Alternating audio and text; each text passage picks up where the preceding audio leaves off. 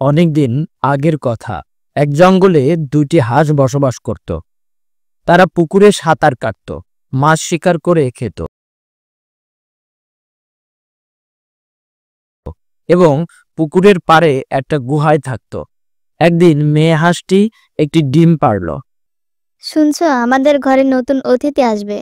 তাহলে তো খুব খুশির খবর। এখন থেকে প্রতিটি ডিমের খুব ভালো করে যত্ন নিতে হবে, যাতে কোনো ডিম নষ্ট না হয়। ঠিক বলেছ, আমরা আমাদের নতুন অতিথির জন্য একটু বেশিই খেয়াল রাখবো।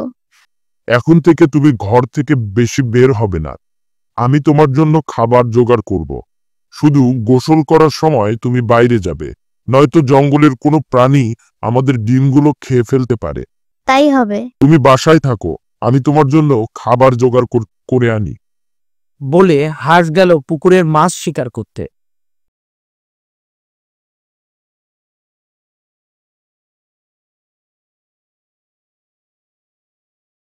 সেই সময় দুষ্টু শিয়াল আসলো পুকুর পাড়ে। কি খবর হাঁস ভাই, কেমন আছো? আলহামদুলিল্লাহ, আমি ভালো আছি। আপনি কেমন আছেন পণ্ডিত মশাই? আমিও ভালোই আছি। তা তোমার হাসিকে দেখছি না যে। আমাদের ঘরে নতুন অতিথি আসবে তো পণ্ডিত মশাই, তাই হাসি ডিম পাহারা দিচ্ছে। আমি তার জন্য খাবার নিতে আসছি। শিয়াল মনে মনে বলল, কতদিন হলো হাঁসের ডিম খাই না, যে করেই হোক এই হাঁসের ডিমগুলো খেতেই হবে। কি হলো পণ্ডিত মশাই, কথা বলছেন না যে? কোনো সমস্যা? না, কোনো সমস্যা না। তা বাপু, সারাদিন যদি ডিম পাহারা দেয় তাহলে তোমার হাসি তো অসুস্থ হয়ে যাবে। মাঝে মাঝে একটু বেড টের হতে বলবে, পুকুরে সাঁতার কাটতে বলবে, না হলে সে অসুস্থ হয়ে যাবে। আর মা অসুস্থ হলে নতুন অতিথি আসবে কি করে? পণ্ডিত মশাই, আমি তো এভাবে চিন্তা করে দেখি নাই। ধন্যবাদ আপনার সুপরামর্শ দেওয়ার জন্য। ধন্যবাদ দিতে হবে না, শুধু নিজের স্ত্রীর দিকে খেয়াল রেখো। আর মনে রেখো, সুস্থ মা তো সুস্থ সন্তান। ঠিক আছে পণ্ডিত মশাই, মনে থাকবে। বলে হাঁস একটি মাছ নিয়ে তার গুহায় ফিরে গেল। আর এইদিকে দুষ্টু শিয়াল ফন্দি আঁটতে শুরু করলো। যাক, বোকা হাঁসটা মনে হয় টোপ গিরেছে। যাই দেখি তার গুহার পেছনে লুকিয়ে থাকি, আর যখনই হাঁস তার স্ত্রীকে নিয়ে বের হবে তখনই ডিম খতম করে দেব।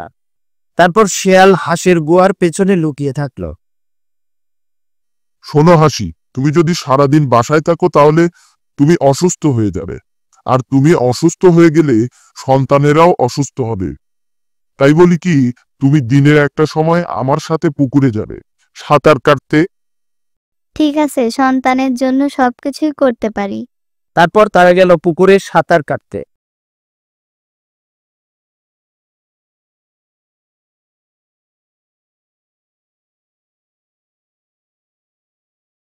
আর এই সুযোগে দুষ্টু শিয়াল হাঁসের ডিমটা নিয়ে পালিয়ে গেল।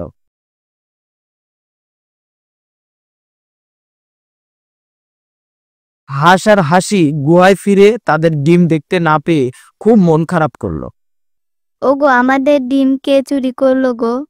আমার মনে হয় দুষ্টু শিয়াল ডিমটা চুরি করেছে, কিন্তু প্রমাণ ছাড়া তাকে কিছু বলা যাবে না। আগামীকাল ডিম রেখে আমরা বাইরে যাবার কথা বলে ঝোপের আড়ালে লুকিয়ে থাকব। যেই কথা সেই কাজ। পরের দিন হাসি আরো একটা ডিম পারলো। তারপর তারা একসাথে পুকুরের দিকে যাবার কথা বলে ঝোপের আড়ালে লুকিয়ে থাকলো। দুষ্টু শিয়াল সেই সুযোগে হাঁসের গুহায় ঢুকলো এবং ডিম নিয়ে যেই গুহা থেকে বের হলো, সাথে সাথেই হাঁস ও হাসি তার সামনে এসে দাঁড়ালো।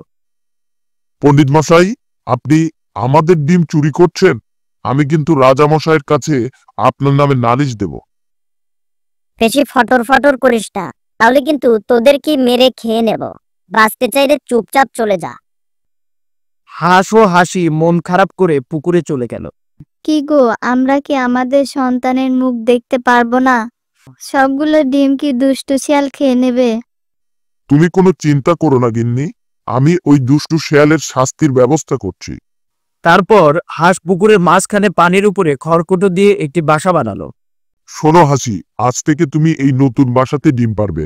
আর আমি শিয়ালকে এই ডিম খাবার জন্য প্রলুব্ধ করব, যাতে সে পানিতে নামে। তুমি শুধু আমার কথা মতো কাজ করো, তারপর দেখবে মজা, আমাদের ডিম খাবে। পরদিন হাসি নতুন বাসাতে ডিম পারল। শেয়ালও আসলো। কিরে হাঁস, তুই তো দেখছি খুব চালাক হয়ে গেছিস, পুকুরের মাঝখানে বাসা বেঁধেছিস। ওগো, তুমি যেন এই দুষ্টু শিয়ালকে বলো না যে আমাদের বাসার কাছে হাঁটু পানি, তাহলে কিন্তু দুষ্টু শিয়াল আমাদের সব ডিম খেয়ে নেবে। বাহ বাহ বাহ, হাসি তো খুব বোকা, হাঁটু পানিতে বাসা করে আবারও দাওয়াত দিচ্ছে। চাই, দাওয়াত খেয়েই আসি।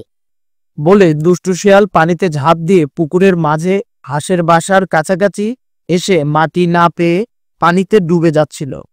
বাঁচাও, আমাকে কেউ এইবারের মতো বাঁচাও, আমি আর জীবনে কারোর কোনো ক্ষতি করব না।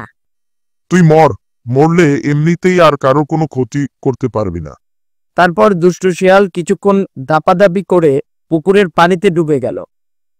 তারপর থেকে কেউ আর হাঁসের ডিম খেত না। কিছুদিন পর তাদের সুন্দর ছোট্ট ছানা হলো। তাদের নিয়ে হাঁস আর হাসি শান্তিতে বসবাস করতে লাগলো।